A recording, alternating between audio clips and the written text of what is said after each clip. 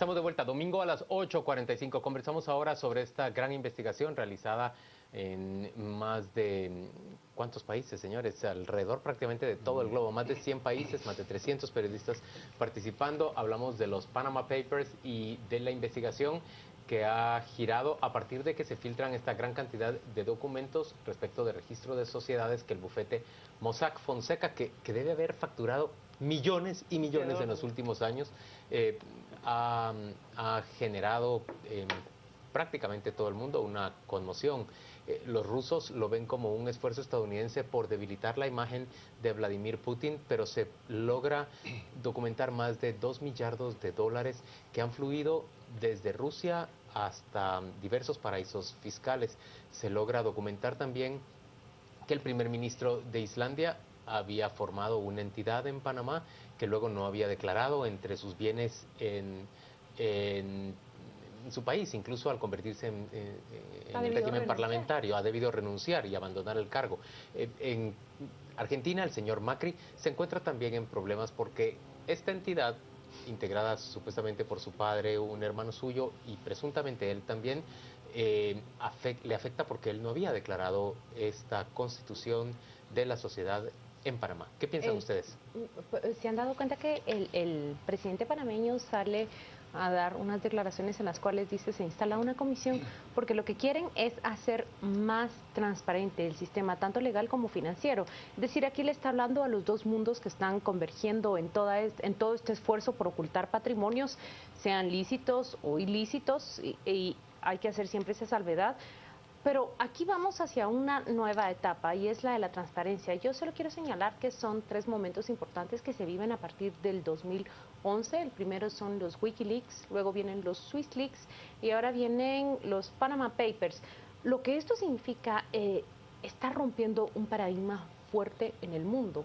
Y en el mundo como lo conocemos hasta ahora. No me refiero únicamente al mundo financiero y legal, sino también los Wikileaks tocan el mundo de la diplomacia. En medio de esto también se da no una filtración, pero una admisión con Edward Snowden de la NSA, de cómo toda esa información circula a través de ese mundo tecnológico y prácticamente hace vulnerables a quienes son los propietarios, en este caso, de esas fortunas, y les da el poder a quienes poseen la información. A mí me interesa el efecto que esto va a provocar en el mundo tal como lo conocemos hoy. ¿Y el efecto creen ustedes que va a ser transparentar esas transacciones? Esfuerzos. Pedro, ¿no lo cree? Sí. Yo tengo muchas notas. Yo creo que este tema, mi preocupación de este tema es que creo que se puede tornar monodireccional en el siguiente sentido. Hay una serie de personas, empresas, individuos que evaden, tenemos que acabar con eso, que es un vector racional y lógico. Pero ese es el vector para mí menos importante, o es uno de los vectores que me ha hecho reflexionar sobre otros 14. Por ejemplo, fíjate qué curioso, cuando hay una filtración de información del gobierno de los Estados Unidos, el gobierno de Estados Unidos se lanza a por el filtrador hasta que lo procesa. Edward Snowden. Cuando hay una filtración de documentación de un gabinete privado, no ocurre lo mismo. Es curioso porque el delito de filtración es el mismo, no se nos olvide, exactamente el mismo. Luego son dos varas de medir que uno dice, bueno, ¿qué más hay? Porque si no, yo me pierdo. Panamá no se ha lanzado a perseguir al filtrador, pero sí se ha lanzado a defender su buen nombre. Sí, pero lo que yo quiero decir es que el origen es el mismo. Pues sí, claro, pero el origen es ilegítimo. No, el origen es ilegítimo. El origen ilegítimo del Estado, el Estado lo preserva. El origen ilegítimo del privado, no hay manera de preservarlo. Y es curioso. No aparece ningún gringo aquí, que es curioso también. Segundo, en Estados Unidos hay por lo menos 3 Panamá y en Europa hay otras 3. Wyoming, Delaware y Nevada. Y si te vas a Europa tienes Suiza, Luxemburgo y Andorra. Liechtenstein, he puesto 3, podemos poner más. Con lo que también se da una doble vara de medir. No estoy justificando uno, estoy diciendo, yo me estoy haciendo la pregunta, que eso está bien, perseguirlo, ¿de acuerdo? Pero ¿qué pasó aquí? ¿Por qué Suiza es tan cerrado y nadie se lo cuestiona? Y Panamá sí. ¿Qué tiene Panamá que no tenga Suiza? Suiza con sus SwissLeaks de HSBC quedó en el mismo predicamento que ahora lo que tú quieras, pero ahí sigue. ¿Me expliqué? Y no hay esta Y el reconversión banquero que se hizo la pretende. filtración justamente está bajo persecución penal. Lo que tú quieras. Pero aquí no se sabe siquiera quién lo... Y lo último que yo quiero decir es, el otro día Luis Figueroa decía una frase en un artículo muy interesante, decía, hay paraísos fiscales en contraposición a los infiernos fiscales. Y vamos a hablar Paraíso en contraposición al infierno fiscal. Para ir a guardar en un No, lugar vamos a ver, más hay seguro. gente, fíjate ¿El que la infierno gente... es Francia? No, El paraíso bueno, sería Andorra. No lo sé. Francia, Gerard Depardieu se fue a Rusia por la presión fiscal. No, es una comparación Pero general. sí, es una válida también. Pero es una variable. El punto es, si tú te vas al caso de Guatemala, fíjate que ahí solo han salido políticos, gente de la farándula, cantantes, artistas, directores de cine, futbolistas. Y gente que tiene relación con el poder. Es correcto. Entonces, a mí me preocupa que se satanice la empresa offshore y la empresarialidad por una persecución correcta de delincuentes que de momento están perfectamente encasillados. El Código de Comercio de Guatemala es de los años 70. Si tú aquí montas una sociedad anónima, hasta el último que tiene accionistas se va a prisión el día que ocurre algo y ya se vio. Entonces, muchas veces, para operar correctamente, no te queda de otra que hacer una offshore. Para operar en el propio país sin que haya un riesgo a accionistas menores o para operar en lo exterior. Entonces, yo no estoy justificando la delincuencia. No, hay que Lo separar sí es- bien. Y yo creo que el periodista colombiano, Carlos lo ha hecho muy bien. Ha dicho, espere, no hay que satanizar las cosas. Hay que perseguir a los que han cometido una... Pero yo estoy viendo en redes, por la simplificación de las cosas, que abrir una offshore es un delito Sinónimo de los delito, empresarios. no. ¿Me entiendes? No es delito. Y ese es mi vector. Yo encuentro, y no sé si coincide con lo que el panorama que tú tenés, Pedro, es que en Guatemala cuando se eliminan las acciones al portador, se genera mucha incertidumbre en las sociedades guatemaltecas, en las grandes empresas o medianas, de mantener el capital acá, como que todos los huevos en una canasta. Yo entiendo que hubo capital que migró a Panamá principalmente, donde, según sé, se celebran asambleas incluso de las empresas en vez de en Guatemala, porque ven más seguridad allá de su patrimonio. Hay una gran diferencia entre lavar dinero y llevar el dinero a Panamá. Aquí el punto es que ellos lanzan la información, por lo que nos decía Carlos Eduardo, y cada país deberá determinar de esos insumos cuál es objeto de una investigación o de una persecución penal. Sí, Por supuesto que de los 444 intermediarios en Guatemala no se puede asegurar ni siquiera Sí, a lo mejor hay 10 o hay aproximarle cuántos. 410. Yo pienso A lo igual que mejor ustedes hay pocos. que no se puede condenar a la figura. Yo pienso que es Pero una son figura insumos que cada útil país debe y utilizar. legítima. Pero también subrayo que en un país como Guatemala, en el que se evaden tantos impuestos En el y mundo completo, creo yo. pero en Guatemala, yo subrayo Guatemala. Como nos decía el ministro de Finanzas actual, que no es sospechoso de ser socialista ni nada de eso, nos decía que Guatemala es el 185 de los 186 países que menos tributa en relación con su Producto Interno Bruto. Entonces, me parece a mí que es especialmente importante y que sí haría muy bien los guatemaltecos en reflexionar a partir de esa inmensa demanda que se da de sociedades mercantiles, sociedades registradas en un paraíso como, Quizá lo que como puede tenemos que ser hacer es Panamá. cuestionarnos porque tenemos un código de comercio de los 70. Probablemente. Si queremos traer inversión, si queremos hacer agilidad en la apertura de empresas, si queremos tener empresas, facilitar el pago, porque yo te voy a decir una Claro, cosa, pero yo he también tributado en darle- España y aquí, Pero también darle y capacidad. aquí es un dolor También tributar. darle capacidad a la SAT guatemalteca, digamos, No, estoy de acuerdo. de revisar esos haberes fuera Y del de país. eso entrevistamos este martes al ministro y a Mario Fuentes de Yo creo Cará, que aquí y los la- dos están de acuerdo. Mientras haya un juez contralor que lo autorice, no hay ningún problema. Pero No, la tarea es yo muy no estoy de simple, acuerdo es separar con el eso. A ver, trigo de la- ellos quieren un juez contralor, porque en realidad lo que quieren es hacer difícil que nuestras No, autoridades garantías garantías jurídicas. Por Garantías favor, toda la jurídicas. banca tiene acceso a nuestras cuentas. ¿Por qué no habría de poder tenerlo también nuestras autoridades Por una diferencia, que son Juan Luis, legítimas? Por una No, Juan Luis, una diferencia incertidumbre de sustancial. en manos Yo no de lo quién creo. va a Tú caer vas cada al operación. banco que quieras, de los No. 14, o dejas el dinero en tu casa o lo inviertes en acciones al exterior y tú eres la libertad de elegir de esa panoplia el que Yo- te llama confianza. Pero yo te voy a decir una cosa, mis cuentas de la SAT en una entrevista fueron filtradas desde la SAT. Sí, claro. ¿Qué confianza hay aquí en una SAT donde hay dos superintendentes en prisión? Pero solo déjame terminar. A mí me han hecho lo mismo, pero eso no acaba. Pero miren, no vota el argumento. Claro que sí, eso te dice que tienes que tener garantías. Hay mucha vulnerabilidad. Yo creo que que le quieren poner tanta dificultad a la investigación de las cuentas por parte de la SAT como la que los diputados de FCN Nación, y tenemos que hablar de diputados esta semana, señores, le querían poner al Ministerio Público cuando decían que el MP solo podía investigar después de tener autorización de juez. Claro, entonces mañana, tarde y nunca. Pero vamos a esta semana de los diputados que han dado tanto de qué hablar. ¿Qué les parece si arrancamos hablando de, a ver, diputados acusados de ser chantajistas? Mire usted, extorsionistas, en los años de la nueva política, resulta que recurren exactamente a los vicios de la vieja política, y lo hacen justamente los oficialistas, los miembros de la bancada del partido de don Jimmy Morales, el presidente de la República, que empieza a poner en solfa y a cuadritos a los ministros y gobernadores de ese gabinete y de ese gobierno.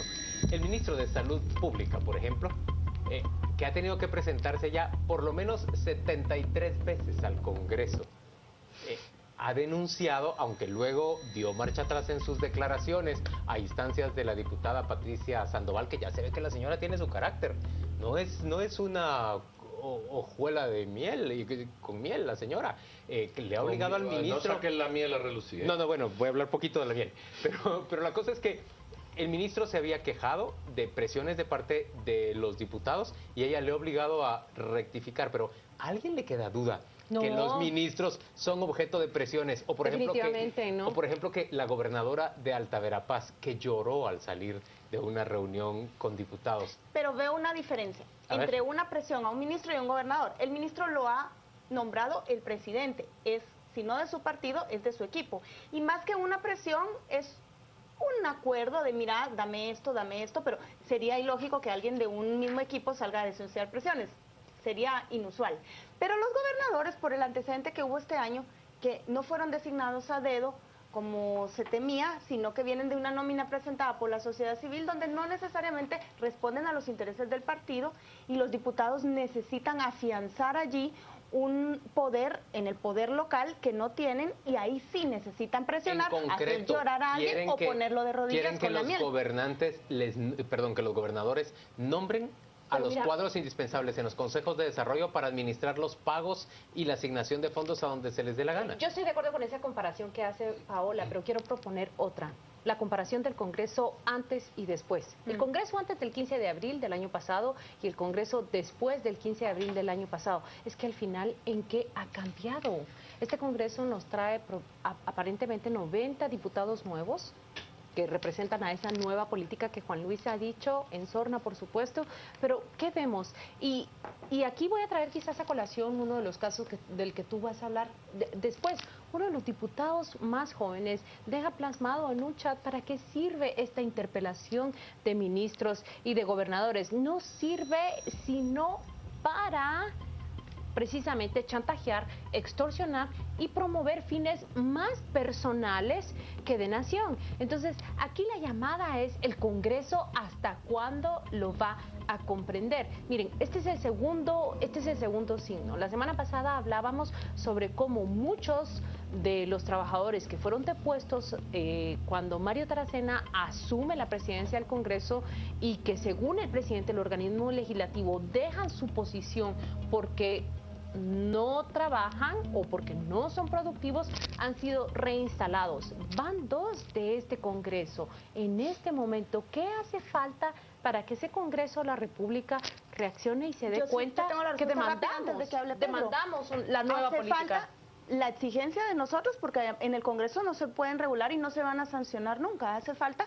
que nosotros, como la protesta de ayer sábado o las protestas que vienen, ejerzamos presión para que diputados sinvergüenzas como Giordano, que están saltándose la barda de su función como diputados y tratando de humillar a aquellos que no están con ellos o de forzarlos a responder a sus intereses económicos en obra pública, se pongan en su lugar, se ubiquen. Mira, aquí el señor Giordano, perdón por lo de señor, agarró aquel refrán de más se puede con miel que con hiel y lo transformó en esa impresentable conversación que tenía.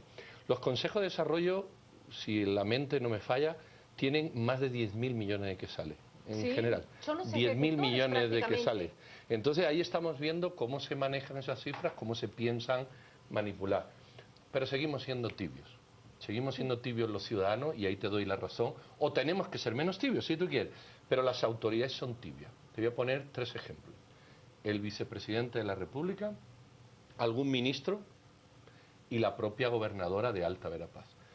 Cuando un funcionario público, el señor Giordano, presiona, fuerza, incita a otro funcionario público, en este caso la gobernadora, a que ocurra esto, eso es una denuncia penal de tráfico de influencia.